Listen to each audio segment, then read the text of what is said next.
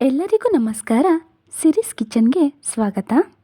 ಇವತ್ತು ಮನೆಯಲ್ಲೇ ಹುಳಿನದ ಪುಡಿ ಹೇಗೆ ಮಾಡೋದು ಅಂತ ನೋಡೋಣ. ಈಗ ಹುಳಿನದ ಪುಡಿಗೆ ಏನೇನು ಬೇಕಂತ ನೋಡೋಣ.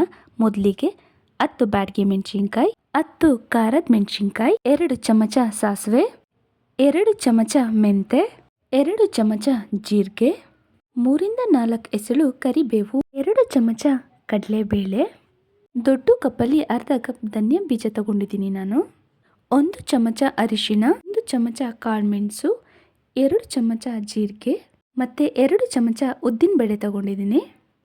ಈಗ ಒಂದು ಪ್ಯಾನ್ ಇಟ್ಕೊತಾ ಇದ್ದೀನಿ. ಪ್ಯಾನ್ ಬಿಸಿ ಆದಮೇಲೆ ಬ್ಯಾಡಗಿ ಮೆಣಸಿನ್ಕಾಯಿ ಹಾಕೊತಾ ಇದ್ದೀನಿ. ಎಲ್ಲ ಪದಾರ್ಥಗಳನ್ನು ಸ್ವಲ್ಪ ಕಮ್ಮಿ ಉರಿಯಲ್ಲೇ ಬಿಸಿ ಮಾಡ್ಕೊಬೇಕು. ನಾವು ಫ್ರೈ ಮಾಡಬೇಕಾದ್ರೆ ಅದರದ್ದು ಘಮ ಬರಬೇಕು, ಅಲ್ಲಿ ತನಕ ನೀವು ಉರಿಬೇಕು ಅದನ್ನ. ನೋಡಿ, ಈಗ ಧನಿಯಾ ಬೀಜ ತಗೊತಾ ಇದ್ದೀನಿ. ಅದನ್ನು ಸಹ ಘಮ ಬರೋವರೆಗೂ ಉರಿಬೇಕು. ಕಲರ್ ಚೇಂಜ್ ಆಗಿದೆ ನೋಡಿ ಈ ರೀತಿ. ಈಗ ಮೆಂತ್ಯನೂ ಸಹ ಈ ರೀತಿ ಹುರ್ಕೊಂಡಿದ್ದೀನಿ. ಈಗ ಕಡಲೆಬೇಳೆನೂ ಸಹ ಕಮ್ಮಿ ಉರಿಯಲ್ಲಿ ಹುರ್ಕೊಬೇಕು. ಮತ್ತು ಈಗ ಕರ್ಬೇವಿನ ಸೊಪ್ಪು ಸಹ ಅದರದ್ದು ಬಣ್ಣ ಚೇಂಜ್ ಆಗಬೇಕು, ಆ ರೀತಿ ಹುರ್ಕೊತೀನಿ.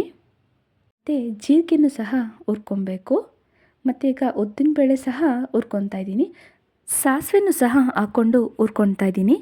ಈಗ ಕಾಳುಮೆಣಸು ಸಹ ಹಾಕ್ಕೊಂಡು ಚೆನ್ನಾಗಿ ಹುರ್ಕೊಳ್ಬೇಕು.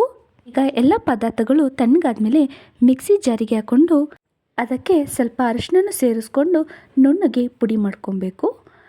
ಹುಳಿಯನ್ನದ ಪುಡಿ ರೆಡಿಯಾಗಿದೆ ನೋಡಿ.